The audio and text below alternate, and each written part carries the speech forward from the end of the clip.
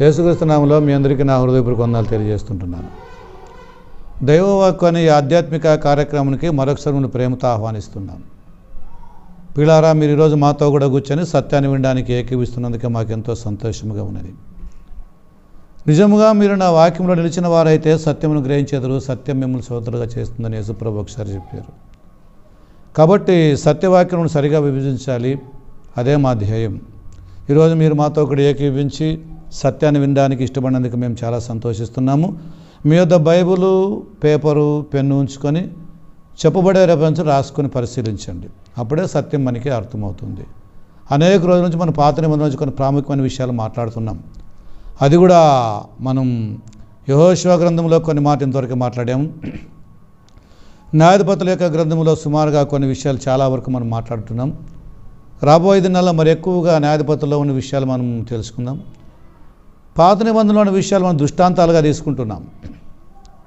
కొత్త నిబంధనలో మనం క్రైస్తవులు కాదు, మన భక్తికి జీవనానికి మనం ఆధారంగా తీసుకుందాం. ప్రియులారా, ఆదికాండం మొదలుకొని ప్రకటనవంతరకు కూడా దేవుని వాక్యమే, పరిశుద్ధాత్మతో రాయబడినటువంటి మాటలే. కనుక ఈ దేవుని మాటలు మనము తీసివేసి కానీ కలిపి కానీ చెరిగి మాట్లాడరాదని చెప్పిన వాక్యం చెప్తుంది. కొన్ని వారాల నుంచి మనము న్యాయాధిపతులోని ప్రాముఖ్యమైన విషయాలు ఈ వరకే ధ్యానించాం. ఇప్పుడు మరొక విషయాన్ని మనం ధ్యానించుకోబోతుంటున్నాము. అది ఇలాగ మనం పాత నిబంధనలో ఆలోచన చేసుకుందాం. ఆదికాండం మొదలుకొని ప్రకటన గ్రంథం వరకు కూడా దేవుని యొక్క క్రియల్ని మనం ఆలోచన చేసినప్పుడు దేవుని పోలికలో చేయబడినటువంటి మానవుడు ఆది నుంచి కూడా దైవారాధనలో ఉన్నట్టుగా మనకి కనపడుతుంది. దేవుని ఆరాధించడంలో దేవునికి మానవునికి దేవుని ఆరాధించడంలో ఉన్నటువంటి యొక్క మంచి ఆశీర్వాదం ఉంటుంది. అందుకే మానవుల చేత దేవుడు ఆరాధించబడాలని, తను మహిమపరచబడని చెప్పిన దేవుని యొక్క ఆకాంక్ష. అందుకే మనల్ని ఆయన చేసినాడని చెప్పిన వాక్యం చెప్తుంది. సరే, ఆదికాండం మొదలుకొని ప్రకటన వరకు మనం చూస్తే దేవుణ్ణి సేవించడంలో మనము ఆయన ఎక్స్ప్రెస్ చేసేటప్పుడు ఏ విధంగా అన్నటువంటి విషయాలను కొంచెం ఆలోచన చేయడం మంచిది. దేవుణ్ణి ఆరాధించట్లో మనము 3 భాగాలుగా చూసుకోవచ్చు అని బైబిల్ మనకు అనుకుంటాం. పితరుల యుగంలో దేవుడు ఎలాగ ఆరాధించబడ్డాడు, ధర్మశాస్త్రం యుగంలో దేవుడు ఎలాగ ఆరాధించబడినాడు, క్రీస్తు యుగములో దేవుడు ఎలాగ ఆరాధించబడినాడు, పద్ధతులను ఎలాగ దేవుడు మారుస్తున్నాడు అన్నది మనం గమనించాలి. ఈనాడు మనం ఉన్నది, మనం ఆలోచిస్తున్నది కొత్త నిబంధన కింద అపోస్తులు వేసినటువంటి పునాది, ప్రవక్తుల ద్వారా దేవుడు ప్రవచించి అపోస్తుల ద్వారా దేవుడు వేసినటువంటి పునాది అనే క్రీస్తు సంఘములో మనం ఉంటున్నాం. ఈ లేఖనాలను ఎవరూ కాదనలేరు. క్రీస్తు ఒకే సంఘాన్ని కట్టాడు. ఆ ఒక్క సంఘంలో ఉన్నటువంటి మనమే క్రైస్తవులుగా పిలువబడుతున్నామని చెప్పిన వాక్యం చెప్తుంది. సో ఈరోజు దైవారాధనలో ఉన్నటువంటి కొంత విషయాన్ని కొంచెం ఆలోచన చేసుకుందాం. ప్రియులారా, ఆదికాండం 8వ అధ్యాయం 20వ వచనంలో ఇలాగ రాయబడి ఉంది. అక్కడ అప్పుడు నోవహు యెహోవాకు బలిపీఠమును కట్టి పవిత్ర పశువులన్నిటిలోను పవిత్ర పక్షులన్నిటిలోనూ కొన్ని తీసుకొని ఆ బలిపీఠం మీద దహన బలి అర్పించిన ఉంది. యెహోవాకు అర్పించబడుచున్నటువంటి బలుల్లో దహన బలి చాలా శ్రేష్టమైనదిగా మనకి బైబిల్లో కనపడుతుంది. మనం లేవీకాండంలో చూస్తే 5 రకాల బలులు మనకు కనపడతాయి. అందులో ఒకటి దహన బలి. ఎక్కడ చూసినా ఆయా సందర్భాల్లో పాత నిబంధనలో దహన బలి విషయమే ఎక్కువగా ఉంటుంది. దహన బలి అంటే దేవుడికి చాలా ఇష్టం. కాబట్టి నోవహు కృతజ్ఞతగా దేవుడు నోహు కుటుంబాన్ని రక్షించి తిరిగి భూమిపైనికి ఆయన నడిపించినందుకు కృతజ్ఞతగా దేవునికి ఒక బలిపీఠం కట్టినని ఉంటుంది. కాబట్టి నోహు కుటుంబం, నోహు విషయంలో దేవుడు చేసిన మేలులను బట్టి, ప్రియుడా నా విషయంలో కూడా దేవుడు చేస్తున్నటువంటి మేలులను బట్టి మనం ఎంత దేవునికి కృతజ్ఞత కలిగి ఉన్నాం అన్నదే ఈ పాఠంలో మనకు ఉంటుంది. కాబట్టి ఓడలో నుండి బయటికి వచ్చాను అని 19 ఆఖరి భాగంలో ఉంటుంది. 8వ అధ్యాయంలో ఆదికాండములో నోహు ఓడలో నుంచి బయటికి వచ్చాను, బయటికి వచ్చి యెహోవా కొరకు ఒక బలిపీఠమును కట్టాను అనే మాట మనకి అక్కడ కనపడుతుంది. సో బలిపీఠం పైన కొన్ని పవిత్ర జంతువులు, పవిత్ర పక్షులు అన్నమాట అక్కడ వాడడం జరిగింది. మొత్తానికి వీటిని వధించే ముందు, బలిపీఠం పైన ఆ బలి అర్పించే ముందు ఏం జరిగి ఉంటుంది, దాని సిద్ధాంతం ఏంటి, ఏ పద్ధతుల్లో దేవుడు నోహు దేవునికి ఆ విధంగా బలి చేయించాడు, అది మనం అంతా ఆలోచన చేస్తే దాన్ని దైవారాధన అని చెప్పుకోవడం జరుగుతుంది. అదేవిధంగా అదే 13వ అధ్యాయం 18వ వచనంలో కూడా ఆది కాండములో దేవుడు చెప్తున్నాడు 18వ వచనంలోన, అప్పుడు అబ్రాము తన గుడారము తీసి ఎబ్రోనులోని మమ్రే దగ్గరనున్న సింధూరు రక్షవనములో దిగి అక్కడ యెహోవాకు బలిపీఠము కట్టాను. చూడండి, ప్రతిసారి కూడా ఆ అబ్రాము దేవునికి బలిపీఠం కడుతున్నట్టుగా మనకి అర్థమవుతుంది. 22వ అధ్యాయం ఆది కాండములో 9వ వచనంలో కూడా అబ్రాము ఇలాగ మాట్లాడుతున్నాడు. చూడండి, 9వ వచనంలో ఆది కాండం 22:9 ఇలాగుంది, అలాగ వారిద్దరూ కూడి వెళ్ళి దేవుడు అతనితో చెప్పిన చోటికి వచ్చినప్పుడు అబ్రాము అక్కడ బలిపీఠమును కట్టి కట్టెలు చక్కగా పేర్చి తన కుమారుడు ఇస్సాకును బంధించి ఆ పీఠం పైన కట్టెల మీద పెట్టేనున్నది. ఇక్కడ కూడా దేవునికి ఒక బలిపీఠం అబ్రాము కడుతున్నాడు. ఈ బలిపీఠం అనే జంతువులు కాదు కదా, మరి తన సొంత కుమారుణ్ణి, ఒక్కడే ఉన్నటువంటి కుమారుడైనటువంటి యొక్క ఇస్సాకుని బలిగా అర్పించబోతున్నాడు. దానికి ముందుగా ఆ బలి చేయడానికి ముందుగా ఏమేం చేసినాడు అబ్రామ్, అవన్నీ మనం ఒకసారి ఆలోచించేయాల. దాన్ని దైవారాధన అని అంటాం. కాబట్టి ఈ విధంగా చేయడం, దీన్ని ఎక్స్ప్రెషన్ అంటే దేవునికి స్తోత్రాలు చెల్లించడం, దేవునికి స్తుతులు చెల్లించడం, దేవుడు తనకి ఇచ్చినటువంటి యొక్క మంచి ఈవులను బట్టి దేవుని కోసం త్యాగం చేయడం, దేవుని ఆరాధించడము. యాకోబు 1:17 అంటుంది, శ్రేష్టమైన ప్రతి ఈవి, సంపూర్ణమైన ప్రతి బహుమానము దేవుని వలననే మనం పొందుచున్నామనే మాట మనకు అక్కడ ఉంది. ఈ విధంగా యాకోబు కూడా ఒక బలిపీఠం కట్టాడు కదా, ఆ బలిపీఠం పైన బలి అర్పించాడు. 33:20 ఆది కాండంలో ఉంటుంది, 35:7 కూడా ఆ మాటే ఉంటుంది. కాబట్టి ఈ బలిపీఠాల పైన జరిగినటువంటి ఆరాధన అంతా మనం ఒకసారి ఆలోచన చేసుకుంటూ పోయేటప్పుడు, ఈ దహన బలిని గురించి, ఆ బలుల గురించి మనం ఆలోచన చేసేటప్పుడు అక్కడ దేవునికి స్తుతి జరిగింది, దేవునికి స్తోత్రం కలిగింది, దేవునికి మహిమ ప్రభావాలు కలిగినాయి, దేవుడు హెచ్చించబడినాడు, దేవుడు ఘనపరచబడినాడు, దేవుడు ఆరాధించబడినాడు. దేవుడు తమ జీవితంలో వారికి చేసిన మేలులను బట్టి వారు దేవుణ్ణి స్తుతిస్తూ, దేవుణ్ణి మహింపరుస్తూ, దేవునికి స్తోత్రాలు చెల్లిస్తూ యెహోవాకు స్తోత్రము అని వాళ్ళు దేవునికి స్తోత్రం అని స్తుతులు చెల్లించేవాళ్ళు. ఈ పదానికి హీబ్రూ భాషలో హల్లెలూయా అనే పదాన్ని వాడినాడు. ఈరోజు మన ధ్యానాంశం హల్లెలూయా. హల్లెలూయా అంటే యెహోవాకు స్తోత్రం, దేవునికి స్తోత్రం. ఇంగ్లీష్లో ప్రైజ్ ది లార్డ్ అనే మాట ఉంటుంది. క్రైస్తవ సమాజంలో ఈనాడు ఎక్కువగా వాడబడుతున్నటువంటి పదం ఇది. ఇది అనాలోచనగా అనేక ఆయా సందర్భాల్లో కదా, సందర్భాన్ని సహితంగా కాకుండా దీన్ని వ్యర్థముగా చాలామంది ఉచ్చరిస్తూ దేవునికి మేము ఏదో ప్రేజ్ చేస్తున్నామని చెప్పని అనుకుంటున్నారు. కానీ మనము ప్రతి సందర్భంలో దేవుని ఆరాధించిన ప్రతి ఒక్కరు కూడా ప్రేయర్ చేసిన సందర్భంలో ఆలోచన చేస్తే సందర్భాన్ని బట్టి దేవునికి మాత్రమే ఆ పదాన్ని వాళ్ళు వాడినట్టుగా మనకి కనపడుతుంది. ఈరోజు చాలామంది, అనేక మంది క్రైస్తవులు నిజంగా సత్యమెరుగకనో లేదా అదొక ఆ స్టైల్గానో, మరి ఆ ప్రేజ్ లార్డ్ అనేది ఎప్పుడు చేయలేదు దేవునికి చేయకోకుండా సహోదరులు కనపడితేనే, సహోదరులు కనిపిస్తేనే ప్రైజ్ ది లార్డ్ అంటున్నారు. కానీ బైబిల్ ఏమో దాన్ని ఒప్పుకోవడం లేదు. కొత్త నిబంధనలో సహోదరులకు ఒకరికి ఒకరు వందనములు చేయాలని వాక్యం చెబుతుంది. కాబట్టి వందనం అనేది క్రీస్తు ప్రభువును పొందినటువంటి సహోదరులందరూ కూడా ఒకరినొకరు శుభాలు కోరడమే అయి ఉంటుంది. కానీ ఈ హల్లెలూయా అనే పదం మాత్రము దేవునికి స్తోత్రం చెల్లించడానికి సంబంధించినదిగా ఉంటుంది. మనము దావీదు రాసినటువంటి కీర్తన 104వ అధ్యాయంలో కొన్ని మాటలు ఇలా ఉంటున్నాయి. దీనికి సంబంధించి 104వ అధ్యాయంలో దావీదు రాసినటువంటి కీర్తన 35వ వచనంలో 1వ వచనంలో ఇలా ఉంటుంది. 104వ కీర్తనలో, నా ప్రాణమా యెహోవాను సన్నతించు, మొదట వచ్చినవి ఇది. తర్వాత ఇప్పుడు మనము 35వ వచనం చూద్దాం కొంచెం దావీదు రాసిన కీర్తనలో.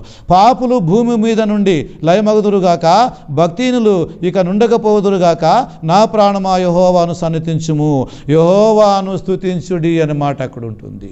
మీరు ఈ సందర్భాన్ని యెహోవాను స్తుతించుడి అని ఇక్కడ రాయబడినటువంటి ఈ సందర్భాన్ని కేజేవి ఇంగ్లీష్ బైబిల్లో గమనించి చూడండి. అక్కడ ప్రైజ్ ది లార్డ్ అని ఉంటుంది కదా, ప్రైజ్ టు గాడ్ అని ఉంటుంది, దేవునికి స్తోత్రాలు చెల్లించండి అని ఉంటుంది. ఎందుకంటే పై వచ్చాడు మీరు చదవండి, అక్కడ కృతజ్ఞత భావముతో ఆ మాట దావీదు చెబుతున్నట్టుగా మనకి కనపడుతుంది. 105వ కీర్తనలో కూడా 45వ వచనంలో కూడా ఇలాగ రాయబడింది. అక్కడ తన ధర్మశాస్త్ర విధులను ఆచరించినట్లును అన్యజనుల భూములను ఆయన వారికి అప్పగించెను, జనముల కష్టార్జితమును వారు స్వాధీనపరచుకొనిరి, యెహోవాను స్తుతించుడి. మరి మీరు దేవుణ్ణి స్తుతిస్తున్నారా? మీ జీవితంలో, మన జీవితంలో, మనందరి జీవితంలో దేవుడు ఎన్నో కార్యాలు చేశాడు కదా, దానికి మనం దేవునికి స్తుతులు చెల్లిస్తున్నాము కదా. అయినా కూడా దేవునికి స్తుతి చెల్లించవచ్చునా? దేవుణ్ణి మనము ఘనపరచవచ్చునా, దేవునికి స్తోత్రాలు చేయవచ్చునా అన్నట్టుగా హల్లెలూయా అని అనవచ్చునా అని కొంతమందికి అనుమానం ఉంది కదా. ఎందుకంటే వారు అది హిబ్రూ భాష అని, అందులో దేవునికి స్తోత్రం అనే అర్థం ఉందని, దేవునికి ఎక్స్ప్రెషన్ చేసే పదం అని చెప్పని కొంతమందికి అర్థం కాకోకుండా మహా గొప్ప గొప్ప మేధావులు, వెల్ ఎడ్యుకేటెడ్, హైలీ క్వాలిఫైడ్ జనాలు కూడా ఈ పదాన్ని సరిగా ఉచ్చరింపక కేవలం ఒక స్టైల్గా సహోదరులు కనపడితేనే ప్రైజ్ ది లార్డ్ అంటున్నారు. కాబట్టి ఇది ఎంత విడ్డూరం చూడండి. కీర్తనలు గమనించండి. ఈ కీర్తన గ్రంథం అంతా కూడా దేవునికి ప్రేజ చేస్తుంది. దావీదు చక్కటి అనుభవం చెప్తున్నాడు. 161లో కూడా యెహోవాను స్తుతించండి, ఎందుకంటే కింద చూడండి, యెహోవా దయాళుడు, ఆయన కృతజ్ఞతలు చెల్లించుడి, ఆయన కృప నిత్యముండును. ఆయన కృపను బట్టి, ఆయన మన జీవితంలో చేసిన మేలులను బట్టి మనం ఆయనకి కృతజ్ఞత కలిగి ఉండాలా అన్నట్టు. దానికోసమే అది ఎక్స్ప్రెషన్ దేవుణ్ణి స్తుతించండి అనే మాటకి అర్థము హిబ్రూ భాషలో దాన్ని అక్కడ చూస్తే హల్లెలూయా అనే మాట ఉంటుంది. 111వ కీర్తన 1వ వచనంలో ఇలాగ రాయబడి ఉంది, ఏమని? యెహోవాను స్తుతించుడి. 112వ అధ్యాయంలో 1వ వచనంలో యెహోవాను స్తుతించుడి, 113వ వచనంలో యెహోవాను స్తుతించుడి అని మాటలు ఉంటాయి. మరి మనం యెహోవాను స్తుతిస్తున్నాము కదా, దేవుని స్తుతిస్తున్నాం కదా. మనం కొన్ని పాటలు పాడేటప్పుడు పాటల్లోనూ స్తుతిస్తున్నాం, వాక్యం చెప్పేటప్పుడు స్తుతిస్తున్నాం, వినేటప్పుడు దేవుని స్తుతిస్తున్నాం. ప్రతి క్రైస్తవ జీవితంలో దేవుణ్ణి కలిగిన మనందరం కూడా దేవుణ్ణి స్తుతిస్తూనే ఉన్నాము. అయినా మనకి ఏం అనుమానం అంటే దేవుణ్ణి స్తుతించవచ్చా, హల్లెలూయా అని చెప్పవచ్చా అని అంటున్నారు. కానీ పాటేమో హల్లెలూయా అని పాడుతున్నారు, దేవునికి స్తోత్రం పాడుతున్నారు. మనం పాడతాం చక్కగా, దేవునికి స్తోత్రము గానము చేయుటయే మంచిది, మనమందరము స్తుతి గానము చేయుటయే మంచిది.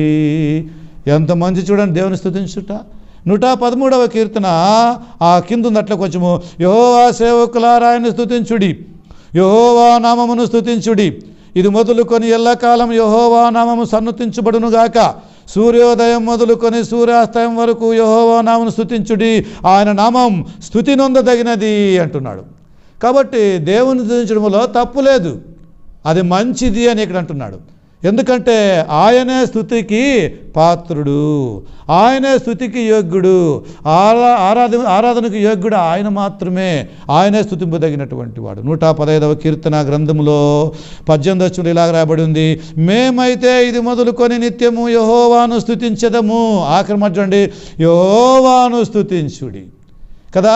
ఈ విధంగా మనం వాక్యం చెప్తున్నాం, గంట సేపు వాక్యం చెప్తున్నాం, అందులో అన్ని దేవుని పదాలే వాడినాం. గట్టిగా ప్రైజ్ ది లార్డ్ అనుకోకున్నంత మాత్రాన దేవుని స్తుతించలేదని అర్థమా? సమయం సందర్భం లేకుండా మనం ఎప్పుడైతే అప్పుడు దాన్ని నోటితో వాడుకోవడం అది ఉచ్చారణ సరైన పద్ధతి కాదు కదా అది. కాబట్టి దేవుణ్ణి మనం స్తుతిస్తాం ఆయన చేసిన గొప్ప కార్యాలను బట్టి కదా. హల్లెలూయా అని పాత నిబంధనలో వాళ్ళు చెప్పేవాళ్ళు.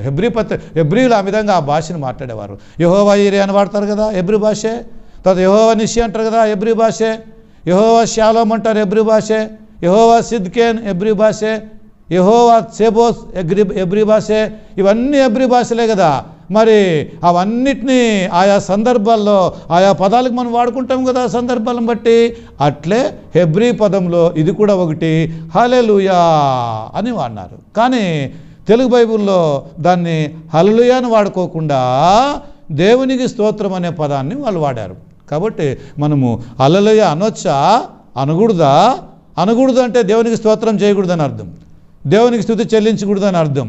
అనొచ్చు అంటే దేవుని స్తుతించవచ్చు. కాబట్టి మనం పాడే ప్రతి పాటలో దేవుని స్తుతిస్తున్నాం, హల్లెలూయా అంటున్నాం, హల్లెలూయా అని పాడుతూ ఉన్నాం కదా. ఆ పాట మనం పాడుతూ కూడా హల్లెలూయా అని పాడుతూ కూడా మరి అనవచ్చునా అంటే అర్థమేమి? అంటే ఈ రోజుల్లో కొన్ని సంఘాల వాళ్ళు దాన్ని ఎప్పుడు పడితే అప్పుడు పాడుకుంటూ గలాటుగా దాన్ని వాడుతూ ఉన్నారు. మొదటి కొరింథీ పత్రిక 14:30లో మాట ఉంది, పరిశుద్ధుల సంఘములో దేవుడు సమాధానకర్తగానే అల్లరికి కర్తగాడు. దేవుని మహిమ కొరకు ఉపయోగించవలసినటువంటి యొక్క పదాన్ని దేవుణ్ణి అవమానపరచడానికి కోసం చాలామంది వాడుతున్నారు. అందుకే మాతో పాటు మీరు కూడా దేవుణ్ణి అవమానపరచండి, మాతో పాటు మీరు కూడా అల్లరి చేయండి, మాతో పాటు మీరు కూడా గలాడ చేయండి అనే ఆ అర్థాన్ని చెబుతూ మీరు హల్లెలూయా చెప్పరా హల్లెలూయా చెప్పకూడదా, చెప్పొచ్చునా, అనకూడదా అనే మాట వారు మాట్లాడుతున్నారు. ఎంత బుద్ధి లేనటువంటి ఆలోచన ఇది. కాబట్టి ఈ దావీదు కీర్తన 135 1-21 మీరు చదవండి. దావీదు కీర్తన 116 19 చదవండి. దావీదు రాసిన కీర్తన 117 2, దావీదు కీర్తన 146 147 148 149 150 కదా. ఈ అన్ని అధ్యాయాలు మీరు చూసుకుంటూ పోండి. అన్నిట్లో కూడా యెహోవాను స్తుతించుడి అనే మాటే ఉంటుంది. 146 అధ్యాయం 1 వచ్చింది చూడండి, కీర్తన గ్రంథం. యెహోవాను స్తుతించుడి 146 అధ్యాయం అది కదా. తర్వాత 147 అధ్యాయం 1 వచనంలో యెహోవాను స్తుతించుడి, 148 1 వచనంలో యెహోవాను స్తుతించుడి, 149 1 వచనంలో యెహోవాను స్తుతించుడి, 150 యెహోవాను స్తుతించుడి కదా. 150 అధ్యాయం అంతా పూర్తి చదవండి, 135 అధ్యాయం అంతా పూర్తి చదవండి. ఈ అధ్యాయాలు అన్నిట్లో కూడా దేవుని యొక్క మహిమ ఘనత ప్రభావము తెలుపుతూ మనము దేవునికి యెహోవాకు కదా ప్రభువుకు మనము స్తుతులు చెల్లించాలా, రుణాలు చెల్లించాలా, కృతజ్ఞతలు చెల్లించాలా. మనల్ని సృష్టించిన దానికి, మనల్ని భూమిపైన మనుషులుగా పెట్టించిన దానికి మనల్ని ఆయన సృష్టించాలని చెప్పిన మాట మనకి అక్కడ కనపడుతుంది. కాబట్టి పీడ మరి నువ్వేమనుకుంటున్నావు ఈ విషయంలో, మీరేమనుకుంటున్నారో? నా మట్టుకైతే నేను దేవుణ్ణి ఎల్లప్పుడూ స్తుతిస్తూ ఉంటున్నాను. కేవలం నామకార్థంగా కాకుండా ఆయా సందర్భాలలో దేవుని వాక్యానికి ఆధారంగా అనుగుణంగా మనము దేవుణ్ణి స్తుతించాలని చెప్పిన వాక్యం చెప్తుంది. ఇప్పుడు నిర్గమకాండం పాత నిబంధనలో ఒక మాట మనం చూస్తే మనకు కొంచెం అర్థమవుతుంది. నిర్గమకాండము 15వ అధ్యాయము 1వ వచనంలో అక్కడ ఇలాగ మోసే చెప్తున్నాడు. అప్పుడు మోసేయు ఇశ్రాయేలీయులను యెహోవాను గూర్చి ఈ కీర్తన పాడిరి, యెహోవాను గూర్చి గానము చేసేదను, ఆయన మిగుల అతిశయించి జయించినని మాట అక్కడ చూడండి. ఎందుకు వాళ్ళు యెహోవాను గురించి గానం చేస్తున్నారు, పాడుతున్నారు? అదే 21వ వచనంలో చూద్దాం. 15వ 21వ వచనంలో మిరియాం వారితో కలిసి ఇట్లు పల్లవి ఎత్తి పాడెను, యెహోవాను గానము చేయుడి, ఆయన మిగుల అతిశయించి జయించెను, గుర్రమును దాని రౌతును సముద్రములో ఆయన పడద్రోసెను. ఎంత గొప్ప సంగతి చూడండి.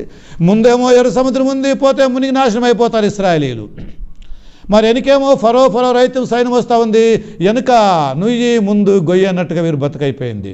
అందుకనే ఎటు దోచని స్థితిలో, ఎలాగ ఎస్కేప్ కావాలనే స్థితిలో వీళ్ళు ఉన్నప్పుడు మోసే మాట్లాడుతున్నాడు. నిర్గమకాండం 14వ అధ్యాయం 13వ వచనం ఇలాగుంది. అందుకు మోసే, భయపడకుడి, యెహోవా నేడు మీకు కలుగు చేయు రక్షణను మీరు ఊరకయ్య నిలుచుండి చూడుడి కదా.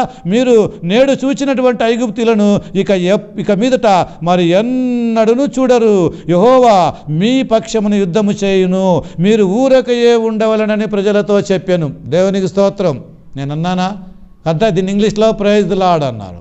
తప్పేముంది కదా. అయితే సందర్భాన్ని బట్టి చెప్పుకుంటున్నాం, మనం దేవుని వాక్యం మాట్లాడుతున్నాం. మన జీవితంలో దేవుడు ఎన్నో మేళ్ళు గొప్ప కార్యాలు చేశాడు. కాబట్టి మరీ ముఖ్యంగా మనము దేవుని పిల్లలు అవ్వడానికి, మన పాపాలు తీసివేయడానికి, మన ఆత్మను రక్షించడానికి తండ్రి అయిన దేవుడు తన కుమారుడైన క్రీస్తులో మనకు ఎన్నో గొప్ప కార్యాలు చేశాడు. రోమా 5:8 అంటున్నాడు, మనం శత్రులమై ఉండగా, రోమా 5:10 అంటుంది, మనం పాపులమై ఉండగా మన కొరకు సకాలములో దేవుడు తన కుమారుని శిలువలో బలి చేయడం ద్వారా కదా. ఆ విధంగా మనము దేవునికి కృతజ్ఞత కలిగి ఉందాం. దాన్ని హెబ్రూ భాషలో హల్లెలూయా అని చెప్పడం జరిగింది. కీర్తన 78:4లో యెహోవాకు స్తోత్రార్హ క్రియలను బట్టి ఆయనను స్తుతించండి అంటాడు. నిర్గమకాండం 10:8వ వచనము 24వ వచనంలో యెహోవాను సేవించుడి, యెహోవాకు సేవ చెల్లించుడి అని మాటలు అక్కడ ఉంటాయి. వాటిని బట్టి చూస్తే మనం దేవుణ్ణి స్తుతిస్తున్నాము, ఎక్స్ప్రెస్ చేస్తున్నాము.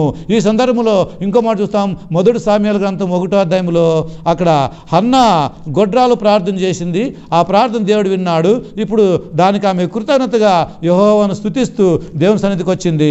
1వ అధ్యాయము 26వ వచనం చూద్దాం. సామ్యుయేలు రాసిన మొదటి గ్రంథం 1వ అధ్యాయం 26వ వచనంలో ఇలాగ రాబడింది, నా ఏలినవాడా, నా ఏలినవాను ప్రాణముతోడు నీ యొద్ద నిలిచి బిడ్డను దయచేయమని యెహోవాను ప్రార్థన చేసిన స్త్రీ నేనే.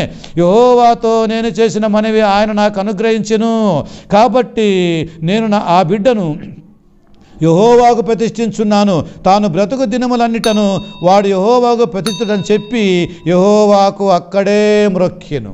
ఈ అంతట్లో, ఈ పని చేసిన అంతట్లో కూడా ఆమె దేవునికి స్తోత్రం చెల్లించలేదంటారా?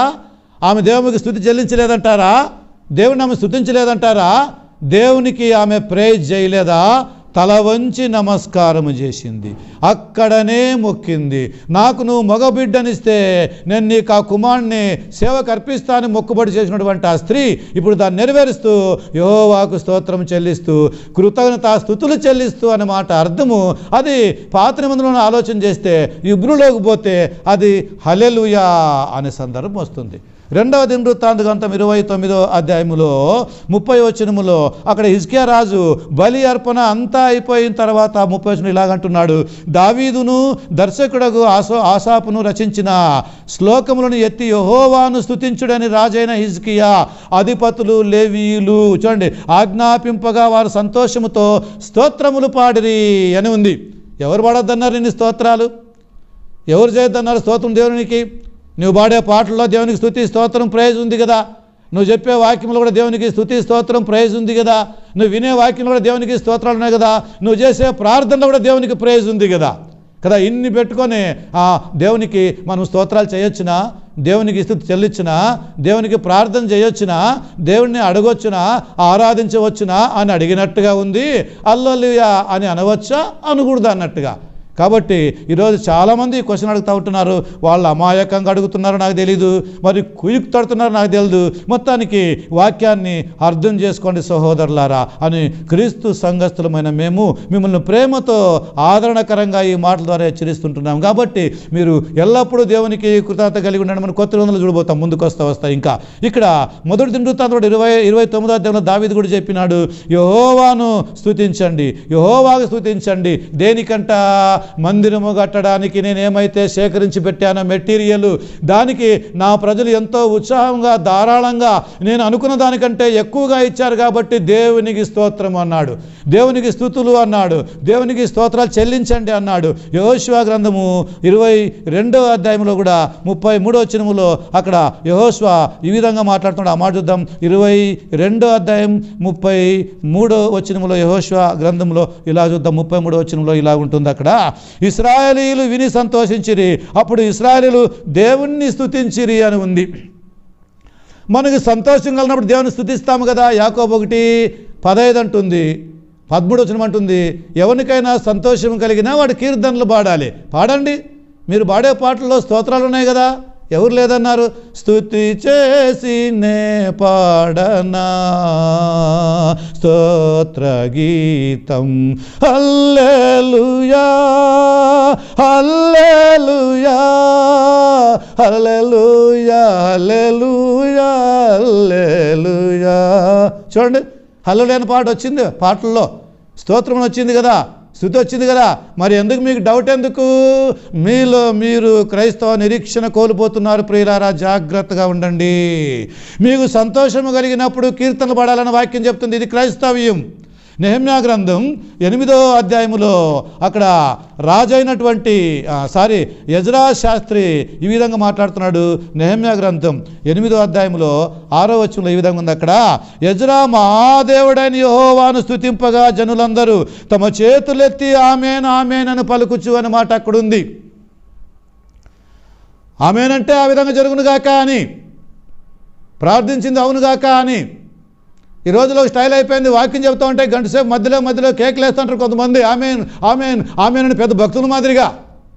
అది అవసరం లేదే, అది అవసరం కాదు కదా, జనాలు చూడాలని కాదు కదా. దేవుని మన హృదయంతో మనసుతో మనం సేవించాలంతే. కాబట్టి మధ్యలో ప్రతిసారి దేవుడిని పిలుస్తున్నాడు ఆమేన్ అనడం, దేవుడిని రక్షిస్తాడు ఆమేన్ అనడం, దేవుడిని కూడా చనిపోయాడు ఆమేన్ అనడం, పెద్దదానికి హల్లెలూయా ఆమేన్ హల్లెలూయా ఆమేన్ హల్లెలూయా ఆమేన్. ఏంటిది? దేవుని వాక్యం కాదు, పద్ధతి కాదు. ఇది అపోస్తులు ఎవరు ఆ విధంగా ఎక్కడా చేయలేదు కదా వాళ్ళు. మీరు పత్రికలు అంతా బాగా చదవండి, ఎక్కడే కానీ ఇలాంటి విడ్డూరంగా ఎవరైనా మాట్లాడినారో అపోస్తులు 12 కదా. కాబట్టి ఆ బాప్తిసం పొందినటువంటి 3000 మంది చక్కగా వాక్యం రాబడింది. వారు అపోస్తుల బోధలో ఉన్నారు. గమనించండి, అపోస్తుల బోధ ఇలాంటి తారతమ్యాలేవీ లేవు. వారు దేవుణ్ణి స్తుతించారు, దేవుని ఆరాధించారు, ఘనపరిచారు. మనం అపోస్తుల యొక్క డాక్టర్స్లో ఉండాలి. తర్వాత యెహోషువ 22:30 ఆ విధంగా ఉంది. నెహెమ్యా గ్రంథంలో ఎజ్రా అంటున్నాడు కదా, ఈ విధంగా యెహోవాను సేవించండి అన్నప్పుడు అందరూ కూడా తమ చేతులెత్తి ఆమేన్ అన్నారు, ఆమేన్ ఆమేన్ అంటున్నారు. ఈరోజు క్రీస్తు యొక్క సంఘములో కదా, క్రైస్తవ సమాజంలో అనేకులు అర్థాలు తెలియక దేవుని విషయంలో పొరపాటు చేస్తున్నారు పిల్లల. దానియేలు గ్రంథం 2:19 కూడా దానియేలు చెప్తున్నాడు తన స్నేహితులతో, పరలోకమందున్నటువంటి దేవుణ్ణి స్తుతించి అని మాట ఉంది. ఎందుకు దానియేలు దేవుని స్తుతించినాడు? ఎందుకంటే రాజు కన్న కళ, మర్చిపోయిన ఆ కళని దేవుడు వీరికి రివీల్ చేశాడు, తెలియపరిచాడు షడ్రక్ మెషక్ అబేద్నెగో దానియేలుకి. అందుకే వాళ్ళ గొప్ప మర్మాన్ని తెలుసుకున్నారు కనుక దేవునికి కృతజ్ఞతగా దేవుణ్ణి స్తుతించిరి అని అర్థం. అది నా జీవితంలో అలాంటి దేవుడు చాలా చేస్తున్నాడు కదా. ముఖ్యంగా మన పాపాలు ఆయన కడిగేశాడు కదా, రక్తంతో తుడిచినాడు కదా. మరి మనం దేవుని కృతజ్ఞత చెల్లిస్తున్నాం కదా. మరి దానికి ఊరికే డబ్బాలు కొట్టుకోవడం అవసరమా కదా? అనర్థంగా దాన్ని పలకడం అవసరమా? అనాలోచనగా దాన్ని చెప్పడం అవసరమా? లేఖనాలు గమనించండి, సందర్భాలు గమనించండి. దేవుని స్తుతి చెల్లిస్తాం. సహోదరులు ఒకరికొకరు వందనాలు చెప్పుకుందాం. వందనములు అంటే గ్రీట్స్, శుభాలు కదా. బాగుండండి, బాగున్నారా అన్నటువంటి యొక్క ఆ సల్యూట్ చేయండి, వందనాలు చేయండి. ఆ వందనాల బదులు శాలోమ్ అనడము, ఆ వందనాల బదులు మరణాత అనడము, ఆ వందనాల బదులు ఇంకా ఏదో అనడము కదా. ఆ పాత విషయాలన్నీ చెప్పుకోండి. మా వందనాలు అవుతాయా? కావు కదా. కనపడటంలో యెహోవా ఈరే అంటారా? కనబడుతున్న యెహోవా శాలోమ్ అంటారా? కనబడుతున్న యెహోవా నిస్సి అంటారా? కనబడుతున్న యెహోవా తెప్సోన్ అంటారా? కనబడుతున్న యెహోవా కదా ఏవో రాఫా అంటారా? ఇవన్నీ అంటారా? కాదే. మనం అనాల్సింది సహోదరులు ప్రేమను పంచుకోవాల్సింది. సహోదరులు కనబడినప్పుడు ఒకరికి ఒకరు వందనాలు చేయాలి అన్నాడు. మత్తయి సువార్త 5:47 ప్రభాతం అన్నాడు, మీ సహోదరులకు వందనాలు. చూడండి, అంతే గ్రీట్ యువర్ సహోదర్స్ కదా, సల్యూట్ యువర్ సహోదర్స్, మీ బ్రదర్స్ని ఆ విధంగా మీరు సల్యూట్ చేయండి అని చెప్పి అంటున్నాడు. కాబట్టి లూకా సువార్త 2:27లో యేసు ప్రభు పుట్టినప్పుడు యేసు ప్రభుని పేరు పెట్టేటప్పుడు అక్కడ సుమియోను చేతిలో యేసుక్రీస్తు ప్రభు ఉన్నాడు. ఆ సుమియోను చూసి ఆయన అంటా ఉన్నాడు చక్కగా, ఎంత బాగుంది ఆ మాట. 2వ అధ్యాయం లూకా సువార్త 27 అంతటా ధర్మశాస్త్ర పద్ధతి చొప్పున ఆయన విషయమై జరిగించుటకు తల్లిదండ్రులు శిశువైన యేసును దేవాలయంలో తీసుకుని వచ్చినప్పుడు అతడు తన చేతులలో ఆయనను ఎత్తుకొని దేవుణ్ణి స్తుతించుచు అని మాట అక్కడ చూడండి. ఈ యేసును చూడాలని ఎన్నో ఏండ్ల నుంచి కాచుకొని కూర్చొని చూసేంత వరకు చనిపోడని పరిశుద్ధ ఆత్మ చేత హెచ్చరించబడినటువంటి సుమియోను ఇప్పుడు ఆ రక్షణను చూశాడు, ఆ రక్షకుని చూశాడు, ఆ క్రీస్తును చూశాడు. ఇప్పుడు ఆయన్ని దేవుణ్ణి స్తుతిస్తూ హ్యాపీగా ఇక నేను పోతానంటున్నాడు. ఎంత మంచి అనుభవమో. మరి హల్లెలూయా అని అనవచ్చా అనకూడదా? ఇంతలో నేను చెప్పినవన్నీ మీకు ఏం అర్థమవుతున్నాయి? ఏం అర్థం చేసుకున్నారు? వాక్యాన్ని అర్థం చేసుకుందాం కదా. అదే లూకా సువార్త 1:64లో జకర్యాకు నోరు వచ్చినప్పుడు చక్కని మాట అక్కడ చూడండి. వెంటనే అతని నోరు తెరువబడి నాలుక సడలి అతడు దేవుని స్తుతించుచు మాటలాడసాగెను. ఇంతవరకు మౌనంగా ఉన్నటువంటి ఆ జకర్యా, మూకువాడుగా ఉన్నటువంటి ఆ జకర్యా, నోరు లేక మాటలు లేకున్నటువంటి ఆ జకర్యా, ఈ సమయం వచ్చేంత వరకు మూకువాడుగా ఉండాలని దేవుడు చెప్పినటువంటి జకర్యా ఈరోజు యోహాను అని పేరు పెట్టి అలాగనే యోహానుతో కుమారుని పిలిచి ఇప్పుడు మాట్లాడడానికి సాగించాడు. అందుకే తనకు మాటలు ఇచ్చినటువంటి దేవుణ్ణి స్తుతిస్తూ అనే అర్థం దాంట్లో వస్తుంది. మరి మనకేం అర్థమైంది ఇందులో? కాబట్టి ప్రియుడా, మంచి విషయాన్ని మనం ఆలోచన చేస్తుంటున్నాం. కాబట్టి దేవుణ్ణి మనం స్తుతిద్దాం, దేవుణ్ణి మనం ఆరాధిస్తాం, గణపరుస్తాం. అపోస్తులు వేసినటువంటి పునాది అనేది అనగా అపోస్తుల బోధ, సహవాసం, రొట్టె విరుచుట, తర్వాత ప్రార్థన చేయుట, దేవుడు మన జీవితంలో మనకు చేయడం మేలన్నింటినీ బట్టి పరలోక సంబంధమైనటువంటి అనేకమైన ఆశీర్వాదాలను బట్టి మనం ఎల్లప్పుడూ ఆయనకి కృతజ్ఞతాస్తుతులు చెల్లిస్తూ ఉందాం. ఇది దేవునికి చాలా ఇష్టమైనటువంటి సేవ. అలాంటి సేవ మనం చేయాలి. అంతేగాని ఊరికే అనాలోచనగా పనికి రాకుండా ఎవరో చెప్తున్నారు, ఎవరో చేస్తున్నారు, ఎవరో అన్నారు, నేను అంటాను, నేను చేస్తాను, నేను చెప్తాను అని రకరకాలుగా ఊరికే ఆలోచిస్తే అనుకుంటే అది పద్ధతి కాదు. కాబట్టి మీరు హల్లెలూయా అని అనరా అని మమ్మల్ని చాలామంది అడుగుతున్నారు. కాబట్టి అందరికంటే ఆ పదాన్ని దాంట్లో అర్థాన్ని చక్కగా తీసుకొని అనేక రీతులుగా వాడుతూ ప్రభువును యథార్థంగా ఆత్మతో సత్యముతో ఆరాధిస్తున్నటువంటి వారము, క్రీస్తు సంఘస్థులమైనటువంటి వారమైన మేమే అని గంభీరంగా చెప్పగలుగుతున్నాం.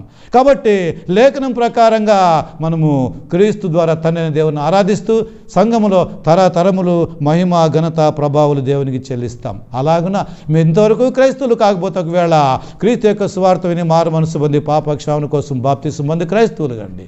ఒకవేళ మనము క్రైస్తవులే దేవుని బిడ్డలు అయింటే ఈ మాటల చేత ఆదరించబడి మనము దేవునికి ఎల్లప్పుడూ కృతజ్ఞత కలిగి ఉందాము. దేవుని ఎల్లప్పుడూ స్తుతిస్తాము. యేసులో తండ్రైన దేవునికి మన ఆత్మ సంబంధమైన బలులు అర్పిస్తూ మనము పరిశుద్ధ యాజకులుగా దేవుని కొరకు క్రీస్తు రాకడ వరకు నిరీక్షణతో జీవిస్తాం. మీకు నా వందనాలు. ప్రార్థన చేద్దాం. పరిశుద్ధుడు అయిన మా తండ్రి, సమయానికి వందనాలు. ఇంతవరకు మీ మాటలను ఆదరించారు ప్రభా. ఇదిగో తను మిమ్మల్ని ఆరాధించుటకును సేవించుటకును ఇంత గొప్ప రక్షణ మాకు ఇచ్చారు ప్రభా. ఇదిగో తండ్రి, మరి అనేక మంది భక్తులు అబ్రాహాం, ఇస్సాకు, యాకోబు, నెహెమ్యా, ఎజ్రా, సామ్యూయేలు, అవును ప్రభా, ఎంతమంది అవును ప్రభా మిమ్మల్ని సేవించారు, స్తుతించారు, ఆరాధించారు. అంత మాత్రం కాకుండా ఇదిగో తండ్రి పరలోకంలో కూడా దేవదూతలను ఆరాధిస్తుంటున్నారు. ఇంత గొప్ప అనుభవాన్ని, ఇంత గొప్ప రక్షణ వాక్యాన్ని మీరు మాకు కలిగించారు. మాలో మేము ఇదిగో తండ్రి మీకు లేఖనాలను అర్థం చేసుకోకుండా, నిత్య జీవాన్ని అర్థం చేసుకోకుండా పొరపాటుగా అనేకులు ప్రభు ఇదిగో తండ్రి మీ విషయాల్ని ఇదిగో తండ్రి అనర్థం చేసుకుంటే అట్టి వారిని ఇదిగో తండ్రి మీ కృపలో మా తప్పులు మీరు మన్నించమని కోరుచుంటున్నాం. విన్నటువంటి వాక్యం ద్వారా హెచ్చరించేందుకే స్తోత్రాలు చెల్లించుకుంటూ యేసుక్రీస్తు నామములో ఈ ప్రార్థన అడిగి మీకే సమర్పిస్తున్నాం తండ్రి. ఆమేన్.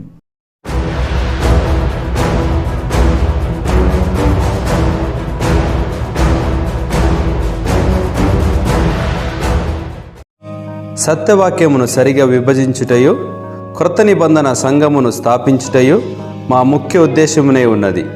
మీరు సర్వలోకమునకు వెళ్ళి సర్వ సృష్టికి సువార్తను ప్రకటించుడి.